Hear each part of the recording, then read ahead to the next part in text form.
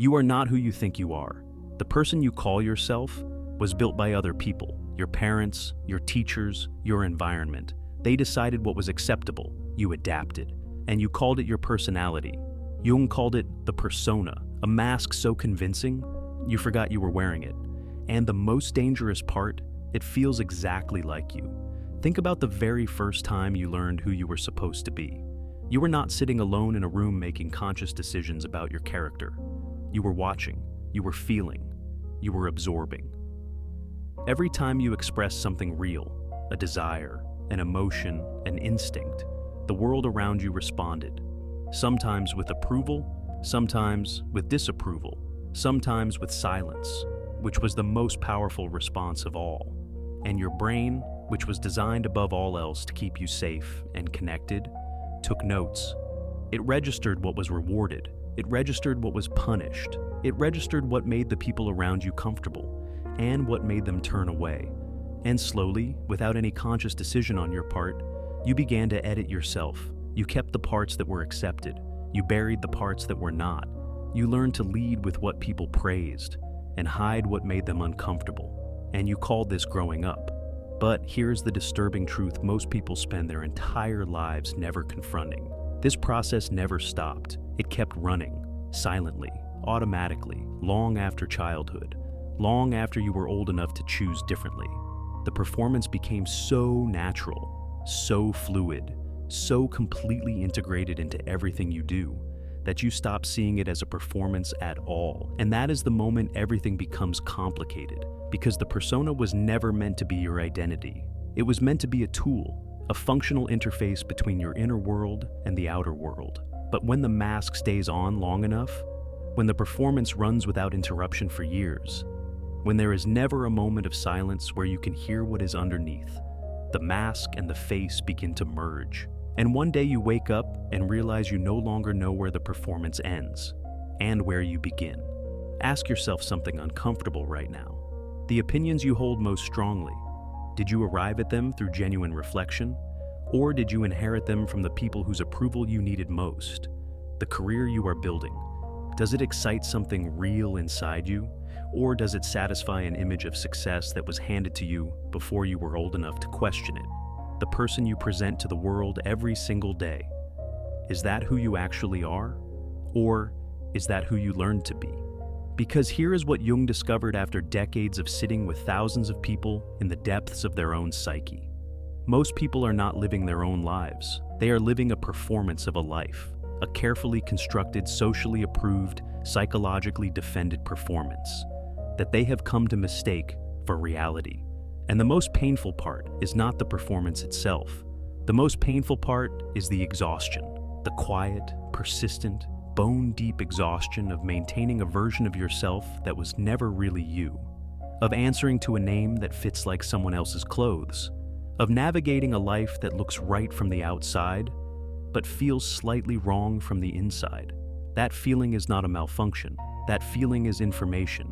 It is the signal that somewhere beneath the persona, beneath the mask, the performance, the carefully constructed identity, there is something else. Something older, something quieter, something that has been waiting with extraordinary patience for the moment you finally decide to look. Jung called it the self, and in the next part of this video, we are going to go find it. You adapted to survive. That is not a weakness. That is biology. The human brain was not designed for authenticity. It was designed for survival, and for thousands of years, survival meant one thing above all else. Do not get rejected by the group. Think about what that meant for our ancestors. To be excluded from the tribe was not uncomfortable. It was fatal. No shelter, no food, no protection. Rejection meant death, and your brain has not forgotten that. Even though you are no longer living in a cave, even though rejection today means something far less dangerous, your nervous system still treats social disapproval as a life-threatening event, which means every time you consider doing something that might make others uncomfortable, your brain fired an alarm, not a loud alarm, not a dramatic alarm, a quiet, persistent, deeply convincing alarm that whispered one thing: be careful, fit in, stay small enough to stay safe. And here's the disturbing truth about that alarm. It works in the dark. You never hear it as fear. You hear it as reason, as wisdom, as common sense, as the mature, responsible voice inside you that knows better than to take unnecessary risks. But it is not wisdom, it is conditioning, and it has been shaping your choices since before you were old enough to recognize it. Think about the beliefs you carry right now, about who you are, about what you are capable of, about what kind of life is realistic for someone like you. Where did those beliefs come from? Did you arrive at them through experience, through genuine reflection, through years of testing what is actually true about yourself? Or did you absorb them from a parent who projected their own limitations onto you? From a teacher who confused your potential with your performance? From an environment that had a very specific and very limited idea of who you were allowed to become? Because here is what the research on identity formation tells us. Most of our core beliefs about ourselves were formed before the age of 7, before we had the cognitive ability to question them, before we had the language to challenge them, before we had any real choice about whether to accept them. They were simply installed, like software running in the background of a computer that never asked for it. And most people spend the rest of their lives executing that software without ever opening the code to see what is actually in there. Jung called this the unconscious, not a mystical concept, not a poetic metaphor, a precise psychological reality. The vast, largely invisible architecture of beliefs, patterns, fears, and assumptions that runs underneath your conscious awareness and shapes almost everything you do. And the most unsettling part of all this, you cannot see it from the inside, because the false self does not feel false. It feels like reality. It feels like the way things are. It feels like the truth about who you are and what you are capable of, which is exactly what makes it so difficult to escape. You cannot argue your way out of a belief you do not know you are holding. You cannot challenge an assumption you have never recognized as an assumption. You cannot choose differently when you believe the choice you are making is the only one available to you. And so, the architecture holds, year after year, decision after decision, quietly limiting the size of the life you allow yourself to live. Ask yourself something right now. Where in your life do you consistently stop just short of what you actually want? Where do you find reasons to wait, to hesitate, to convince yourself that now is not the right time? That pattern is not random. It is not bad luck. It is not a character flaw. It is the architecture operating exactly as it was designed, keeping you within the boundaries that were set for you long before you were old enough to set your own. But here is what Jung also understood. The architecture can be seen. Not easily, not without courage, not without the willingness to sit with discomfort and look honestly at what you find, but it can be seen. And the moment you see it clearly, it begins to lose its power, because you cannot be controlled by something you can fully observe. The false self only operates in the dark. Bring it into the light, and something extraordinary becomes possible. Not the destruction of who you are, but the expansion of it. In the next part of this video, we go into the dark, and we bring a light. There is a part of you that you have never fully met, not because it does not exist, not because it was destroyed, but because you were taught very early that it was not acceptable, too loud, too sensitive, too ambitious, too strange, too much, not enough. Whatever the specific message was, the conclusion was the same. Hide that part. And so you did. You pushed it down. You covered it over. You learned to perform the version of yourself that the world could tolerate. And the part that was unacceptable went into the dark. Jung called this the shadow, not a metaphor, not a poetic image, a precise psychological reality. The shadow is everything you have disowned, everything you have judged, everything you have decided is too dangerous to let the world see. And here is what makes the shadow so powerful. It does not disappear when you ignore it. It does not weaken when you deny it. It goes underground, and from underground, it runs. It shapes the decisions you think you are making freely. It drives the reactions you cannot explain. It creates the patterns you keep repeating, no matter how many times you decide to change. You have seen this in your own life. The anger that erupts from nowhere over something that should not matter that much. The envy you feel towards someone doing exactly what you secretly want to do. the self-sabotage that arrives every time you get close to something real. These are not character flaws. These are not signs that something is wrong with you. These are the shadow trying to be seen. Because here is what Jung discovered that changes everything. The shadow is not your enemy. It is your reservoir. Everything you pushed into the dark did not vanish. It is still there. The hunger, the creativity, the audacity. The ambition you were told was arrogance. The sensitivity you were told was weakness. The wildness you were told was inappropriate. All of it, waiting in the dark, with every ounce of energy you used to suppress it. Jung said something that few people truly understand until they have lived it. He said that the gold is in the shadow, not in spite of the darkness, inside it, which means that everything you have been running from, everything you have been ashamed of, everything you have spent years trying to keep hidden, contains something you desperately need. Ask yourself something uncomfortable right now. What is the quality in other people that triggers you most intensely? The arrogance that infuriates you, the freedom that makes you uncomfortable, the success that fills you with something you do not want to call envy. Because Jung would tell you something unsettling about that reaction. What triggers you most powerfully in others is almost always what you have most forcefully denied in yourself. The arrogance you despise might be the confidence you never allowed yourself to have. The freedom that makes you uncomfortable might be the life you secretly want, but are afraid to claim.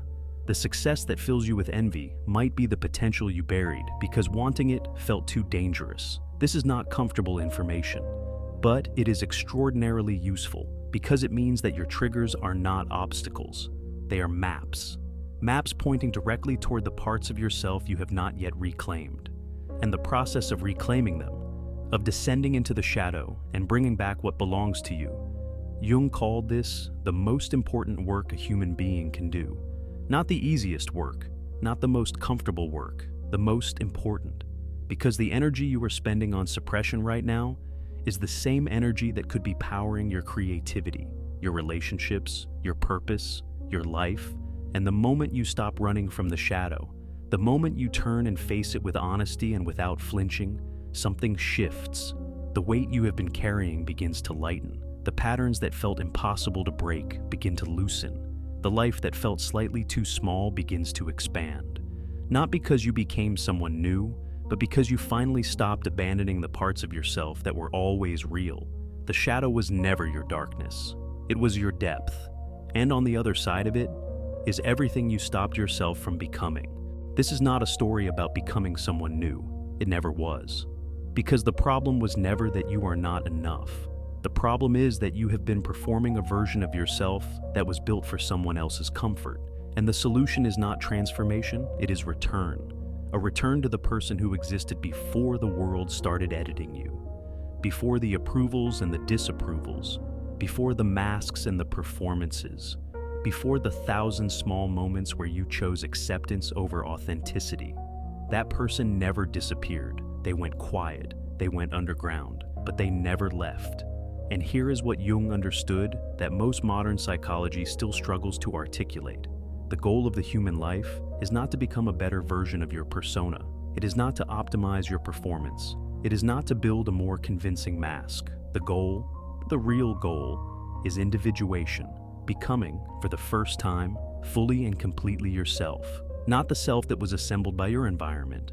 Not the self that was approved by your parents. Not the self that was shaped by fear, by comparison, by the desperate need to belong. The self that was always there, waiting underneath everything, patient beyond measure. And here is what that return actually looks like. It does not look like a dramatic awakening. It does not look like a single moment of revelation that changes everything overnight. It looks like a series of small, courageous choices. The choice to say what you actually think in a conversation that asks you to stay silent. The choice to follow a direction that no one around you understands yet. The choice to feel what you actually feel instead of performing what is expected. The choice to want what you actually want instead of what you were told to want. Each of these choices is small, almost invisible, but each one is an act of reclamation. Each one is a piece of yourself coming back home. And here is what no one tells you about the process of becoming real. It is uncomfortable, not because something is going wrong, but because the people around you have grown accustomed to your persona. They have built their relationship with you around the mask, And when the mask starts to come off, when the real you starts to emerge, some of them will not know what to do with it. Some will resist it. Some will try to pull you back. Some will disappear entirely. And that is not a sign that you are doing something wrong. That is a sign that you are doing something real. Because authentic growth always creates friction with the relationships and environments that were built around the false self. That friction is not failure. That friction is proof. Ask yourself something honest right now. What is one thing you have been wanting to say, to do, or to become that you have been holding back because of what someone else might think? Not a dramatic thing, not a life-changing revolution, just one small, real thing that belongs to you and no one else. Because that thing, that quiet, persistent, almost embarrassing thing that keeps coming back, no matter how many times you dismiss it, that is not a distraction. That is a direction. That is the self trying to show you something important. And the most powerful decision you can make is not to silence it one more time, but to finally listen. Because here is the truth that Jung spent his entire life pointing toward. The person you think you are is only the beginning, beneath the persona, beyond the conditioning.